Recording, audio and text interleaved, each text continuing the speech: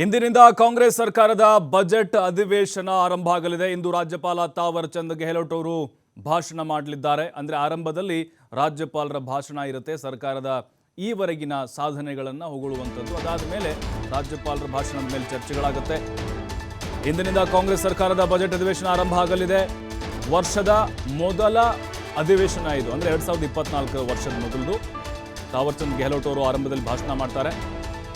ಅದಾದಮೇಲೆ ಅಗಲಿದ ಗಣ್ಯರಿಗೆ ಸಂತಾಪ ಸೂಚನೆಯನ್ನು ಮಾಡಲಾಗುತ್ತೆ. ಇಂದಿನಿಂದ 10 ದಿನಗಳ ಕಾಲ ಜಂಟಿ ಅಧಿವೇಶನ ನಡೆಯಲಿದೆ. ಫೆಬ್ರವರಿ 16ರಂದು ಸಿಎಂ ಸಿದ್ದರಾಮಯ್ಯ ಬಜೆಟ್ ಮಂಡಿಸಲಿದ್ದಾರೆ. ದಾಖಲೆಯ ಬಜೆಟ್ ಅವತ್ತು ಸಿದ್ದರಾಮಯ್ಯ ಮಂಡಿಸೋದು 15ರಂದು. ಲೋಕಸಭಾ ಚುನಾವಣೆ ಹೊತ್ತಲ್ಲೇ ನಿರೀಕ್ಷೆ ಹುಟ್ಟುಹಾಕಿದೆ ಈ ಬಜೆಟ್. ಈ ಬಾರಿಯ ಅಧಿವೇಶನದಲ್ಲಿ ಹಲವು ವಿಧೇಯಕಗಳನ್ನು ಮಂಡನೆ ಮಾಡುವಂಥ ಸಾಧ್ಯತೆಗಳಿದ್ದಾವೆ. ಕೇಂದ್ರದ ಅನುದಾನ, ಬರ, ರೈತರ ಸಮಸ್ಯೆಗಳ ವಿಚಾರಗಳು ಈ ಬಾರಿ ವಾಗ್ಯುದ್ಧಕ್ಕೆ ಕಾರಣ ಆಗ್ಬೋದು. ಸರ್ಕಾರವನ್ನು ಕಟ್ಟಿಹಾಕಲು ಬಿಜೆಪಿ ಜೆಡಿಎಸ್ ನಾಯಕರು ತಂತ್ರವನ್ನು ಹೆಣೆದಿದ್ದಾರೆ. ವಿರೋಧ ಪಕ್ಷಗಳಿಗೆ ತಕ್ಕ ಉತ್ತರ ನೀಡಲು ಕಾಂಗ್ರೆಸ್ ಕೂಡ ಪ್ರತಿತಂತ್ರವನ್ನು ಹೆಣೆದಿದೆ. ಅಂಕಿಅಂಶಗಳನ್ನು ಕೂಡ ಈಗಾಗಲೇ ಕ್ರೋಢೀಕರಿಸಿದ್ದಾರೆ. ನೋಡಿ, ಇವತ್ತು ಬಜೆಟ್ ಅಧಿವೇಶನ ಶುರುವಾಗ್ತಾ ಇದೆ. ಮೊದಲು ರಾಜ್ಯಪಾಲ ತಾವರ್ ಚಂದ್ ಗೆಹ್ಲೋಟ್ ಅವರು ಭಾಷಣವನ್ನು ಮಾಡ್ತಾರೆ. ಅದಾದ ಮೇಲೆ ಸಂತಾಪ ನಿಲುವಳಿ ಸೂಚನೆ ಅಂತಿರುತ್ತೆ, ಅಂದರೆ ಅಗಲಿದ ಗಣ್ಯರಿಗೆ ಸಂತಾಪ ಸೂಚನೆ ಇರುತ್ತೆ. ಅದಾದ ಮೇಲೆ ಅಸಲಿ ಆಟ ನಾಳೆಯಿಂದ ಶುರುವಾಗುತ್ತೆ.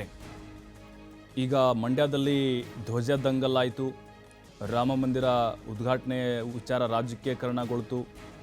ಅದಾದಮೇಲೆ ಜಾತಿ ಗಣತಿ ವರದಿದು, ಅದರ ಜೊತೆಗೆ ಕೇಂದ್ರದಿಂದ ಅನುದಾನ ತಾರತಮ್ಯ, ತೆರಿಗೆ ತಾರತಮ್ಯ, ಅಲ್ಲಿ ಮೇವಿನ ಕೊರತೆ ಕರ್ನಾಟಕದಲ್ಲಿ, ರೈತರ ಸಮಸ್ಯೆ, ಆಮೇಲೆ ಹಾಲು ಉತ್ಪಾದಕರಿಗೆ ಅನುದಾನವನ್ನು ಕಡಿತ ಮಾಡಿದ್ದು, ಇದೆಲ್ಲದ ಕುರಿತಾಗಿ ಕೋಲಾಹಲವೇ ಗದ್ದಲವೇ ಏರ್ಪಾಡಾಗುವಂತಹ ಸಾಧ್ಯತೆಗಳಿದ್ದಾವೆ. ಮತ್ತಷ್ಟು ಮಾಹಿತಿ ಎಲ್.ಎನ್. ಸ್ವಾಮಿ ನೀಡ್ತಾರೆ. ಎಲ್.ಎನ್. ಸ್ವಾಮಿ, ಇವತ್ತಿನಿಂದ ಅಧಿವೇಶನ ಶುರುವಾಗ್ತಾ ಇದೆ, ವರ್ಷದ ಮೊದಲ ಅಧಿವೇಶನ. ಬಟ್ ಯಾವೆಲ್ಲ ರೀತಿ ವಾಗ್ಯುದ್ಧಕ್ಕೆ ಅಧಿವೇಶನ ಕಾರಣ ಆಗಬಹುದು, ಅದರ ಜೊತೆಗೆ ನಾಳೆಯಿಂದ ಅಸಲಿ ಆಟ ಯಾವ ರೀತಿ ಶುರುವಾಗುತ್ತೆ ಅಂತ?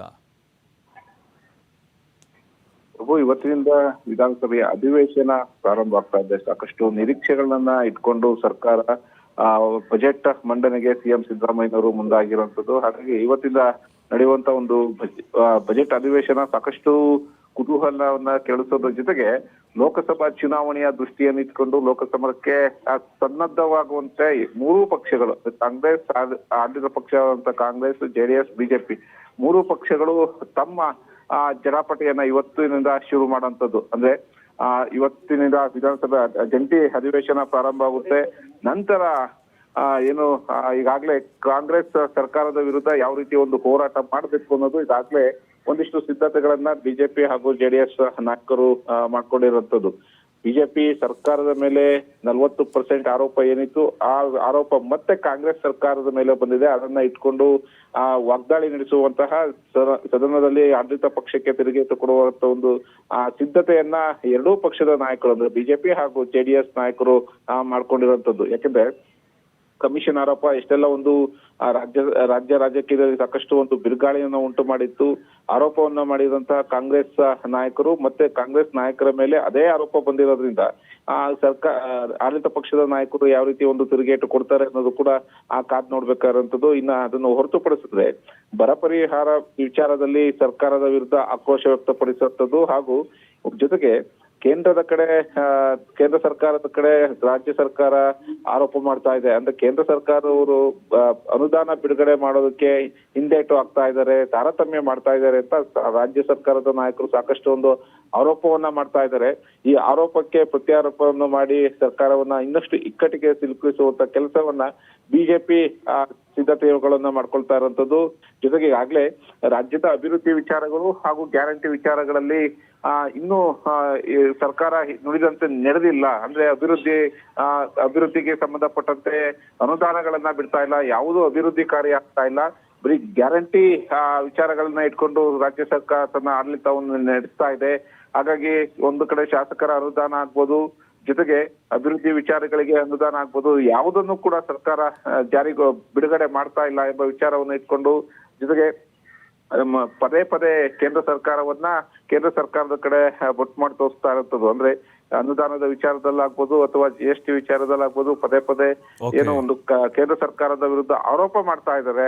ಆ ಆರೋಪಕ್ಕೆ ಸಂಬಂಧಪಟ್ಟಂತೆ ಇನ್ನಷ್ಟು ಪ್ರತ್ಯಾರೋಪಗಳನ್ನು ಮಾಡಿ, ಅಂದ್ರೆ ಸಾಕಷ್ಟು ದಾಖಲೆಗಳನ್ನ ಇಟ್ಟುಕೊಂಡು ಕಾಂಗ್ರೆಸ್ ಸರ್ಕಾರಕ್ಕನ್ನ ಇಕ್ಕಟ್ಟಿಗೆ ಸಿಲುಕಿಸುವಂತ ಒಂದು ಕೆಲಸಕ್ಕೆ ಬಿಜೆಪಿ ಹಾಗೂ JDS ನಾಯಕರು ಸಿದ್ಧ ಆಗಿರುವಂತದ್ದು. ಈ ವಿಚಾರಕ್ಕೆ ಈಗಾಗಲೇ ಕಾಂಗ್ರೆಸ್ ನಾಯಕರು ಸಾಕಷ್ಟು ಒಂದ್ ರೀತಿ ದಾಖಲೆಗಳನ್ನ ಬಿಡುಗಡೆ ಮಾಡಿ ಸುದ್ದಿಗೋಷ್ಠಿಯ ಮೂಲಕ ಕೂಡ ಕೇಂದ್ರ ಸರ್ಕಾರ ವಿರುದ್ಧ ಒಂದು ಆರೋಪ ಮಾಡಿರುವಂತದ್ದು.